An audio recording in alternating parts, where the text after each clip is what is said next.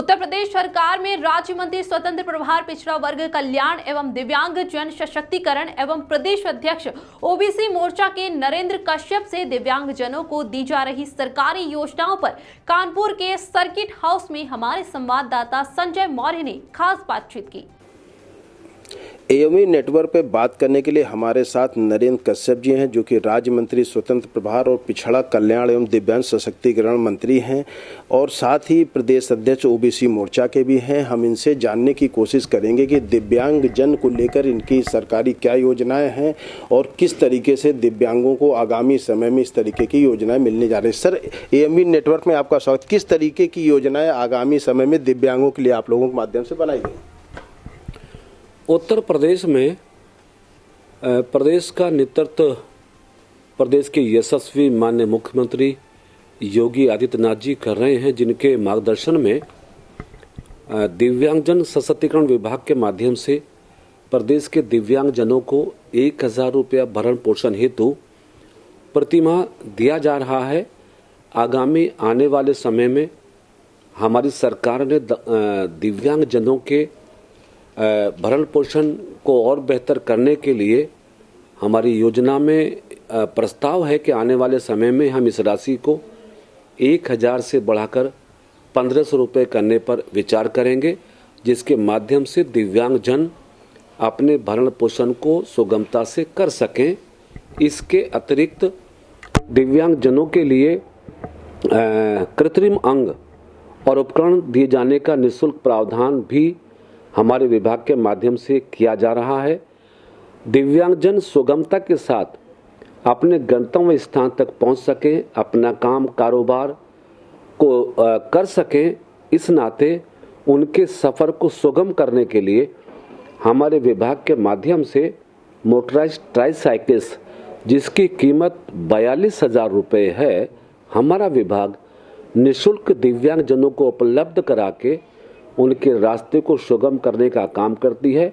Doctor Shakuntala Mishra राष्ट्रीय पुनर्वास विश्वविद्यालय लखनऊ में स्थापित है, जो एशिया का एक टॉपेस्ट यूनिवर्सिटी है, जिसके माध्यम से हम दिव्यांगजनों को हायर एजुकेशन में ले जाने के लिए हमारा यूनिवर्सिटी काम करती है। दिव्यांगजनों के रहने का, खाने का, शुल्क का सभी प्रबंध विभाग के द्वारा किया जाता है। कुल मिलाकर देश के यशस्वी प्रधानमंत्री नरेंद्र मोदी जी का ड्रीम है कि वो प्रत्येक दिव्यांग के जीवन में उजियारा लाना चाहते हैं, उनको उनके पैरों पे खड़ा करना चाहते हैं, जिसके अनुपालन में हमारा विभाग धरातल पर सफलता के साथ काम करने में आगे बढ़ रहा है। सर, अगर हम रोजगार और चिकित्सा की बात करें तो कौन कौन सी ऐसी योजनाएं हैं जो आपके माध्यम से दिव्यांगों को प्रोवाइड करा जाए? ड्रीम है कि वो प्रत्येक दिव्यांग के जीवन में उजियारा लाना चाहते हैं, उनको उनके पैरों पे खड़ा करना चाहते हैं, जिसके अनुपालन में हमारा विभाग धरातल पर सफलता के साथ काम करने में आगे बढ़ रहा है। सर, अगर हम रोजगार और चिकित्सा की बात करें तो कौन कौन सी ऐसी योजनाएं हैं जो आपके माध्यम से दिव्यांगों को प्रोवाइड करा जाए? रोजगार की दृष्टि से देश और उत्तर प्रदेश सरकार में सभी विभागों में दिव्यांगजनों को आरक्षण देने की व्यवस्था सरकारों की तरफ से की गई है, जो नियमानुसार फार्म के साथ जिसकी डिटेल उपलब्ध कराई जाती है। स्वास्थ्य को लेकर जैसे मैंने आपको बताया कि लेके कृत्रिम अंग से उपकरण की उपलब्धता कराना और कई तरह की बीमारियां इलाज का प्रबंध कराना और जो भी दिव्यांगजनों के स्वास्थ्य से संबंधित समस्याएं हमारे सामने आती हैं, उन सब के इलाज के लिए प्रयास करना। तो जो भी आवश्यकताएं हैं दिव्यांगजनों के स्वास्थ्य, शिक्षा और नौकरियों को लेकर, उन सभी पर हमारा विभाग व्यापक स्तर पे काम कर रहा है।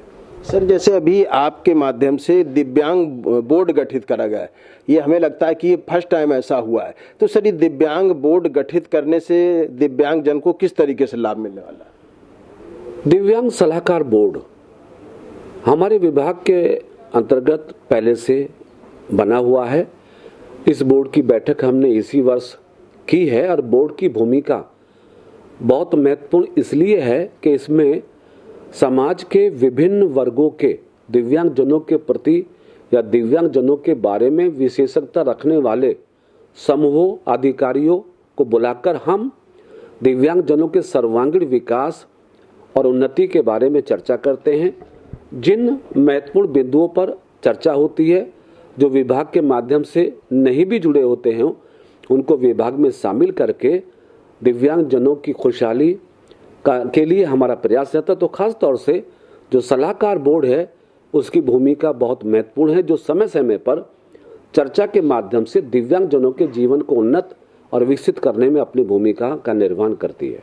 सर, एक लास्ट क्वेश्चन ये है कि एक अभी पेंशन वाला जो एक दिव्यांगों की पेंशन को लेके मामला बड़ा तूल पकड़ रहा है। अभी हम बीती दिवाली की बात करें तो दीपावली से दिव्यांगजनों को जो पेंशन थी नहीं आई, उसके लेकर उनकी दिवाली कहीं ना कहीं फीकी हो गई। क्या कहेंगे आप इसमें, कहाँ पर चूक हो गई? हमारी सरकार का लक्ष्य है कि प्रत्येक दिव्यांगजन जो भरण पोषण की कैटेगरी में आता है, जिसकी दिव्यांगता का प्रति समय समय पर चर्चा के माध्यम से दिव्यांगजनों के जीवन को उन्नत और विकसित करने में अपनी भूमिका का निर्वहन करती है। सर, एक लास्ट क्वेश्चन ये है कि एक अभी पेंशन वाला जो एक दिव्यांगों की पेंशन को लेके मामला बड़ा तूल पकड़ रहा है। अभी हम बीती दिवाली की बात करें तो दीपावली से दिव्यांगजनों को जो पेंशन थी नहीं आई, उसके लेकर उनकी दिवाली कहीं ना कहीं फीकी हो गई। क्या कहेंगे आप इसमें, कहाँ पर चूक हो गई? हमारी सरकार का लक्ष्य है कि प्रत्येक दिव्यांगजन जो